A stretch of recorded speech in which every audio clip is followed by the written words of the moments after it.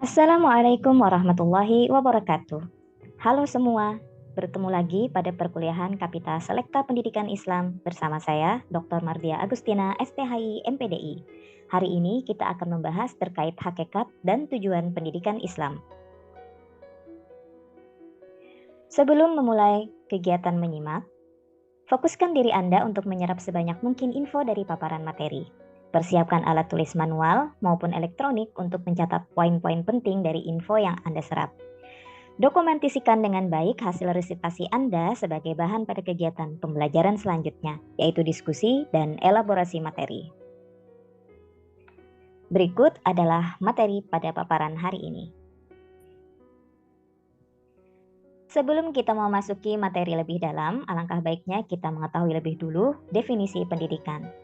Dikatakan bahwa pendidikan berasal dari bahasa Yunani kuno yang berarti pedagogi. Ada juga yang mengatakan berasal dari bahasa Latin yaitu docere. Hakikat pendidikan berdasarkan definisinya tersebut merupakan usaha yang bersifat mendidik, membimbing, membina, mempengaruhi, mengarahkan, dan melatih. Dengan seperangkat ilmu pengetahuan tentunya. Bagaimana hakikat pendidikan Islam?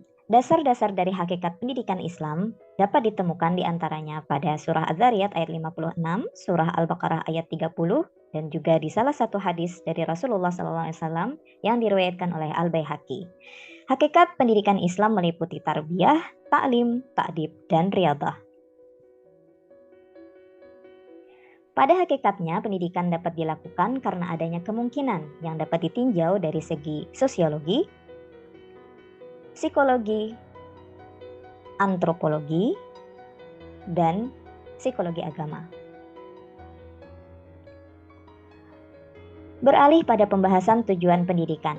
Secara umum, tujuan pendidikan menurut para ahli, diantaranya yang disampaikan oleh Crow dan Crow, M.G. Langfield, Socrates, Plato, dan Constant. Adapun tujuan pendidikan nasional menurut undang-undang dapat dilihat pada Undang-Undang Nomor 2 Tahun 1985, TAP MPRS Nomor 2 Tahun 1960, dan Undang-Undang Nomor 20 Tahun 2003. Adapun fungsi dari adanya tujuan pendidikan adalah untuk menentukan arah pendidikan, berfungsi sebagai titik akhir dari proses pendidikan, berfungsi sebagai titik pangkal mencapai tujuan lain, dan berfungsi memberi nilai pada usaha yang dilakukan. Dari manakah tuntutan tujuan pendidikan ini berasal?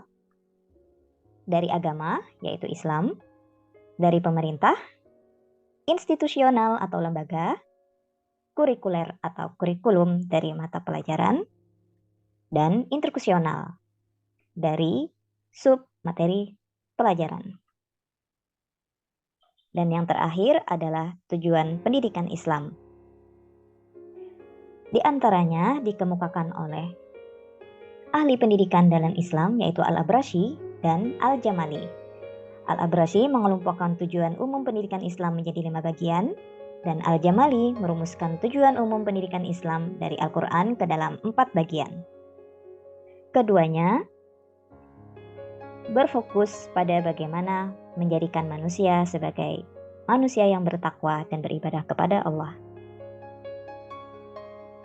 Demikian paparan materi pada hari ini, dan kegiatan pembelajaran selanjutnya, silahkan menanyakan hal-hal yang belum Anda pahami atau Anda ingin mengonfirmasi tentang hal-hal yang sudah Anda temukan infonya dari pemaparan tadi. Diskusikan materi yang Anda telah simak dalam kelompok, lakukan elaborasi materi dengan menggali info lainnya melalui studi pustaka, lakukan analisis dan simpulkan pembahasan dari materi. Dan yang terakhir, sajikan peta konsep hakikat dan tujuan pendidikan Islam dalam bentuk tabel. Sampai jumpa pada paparan berikutnya. Wassalamualaikum warahmatullahi wabarakatuh.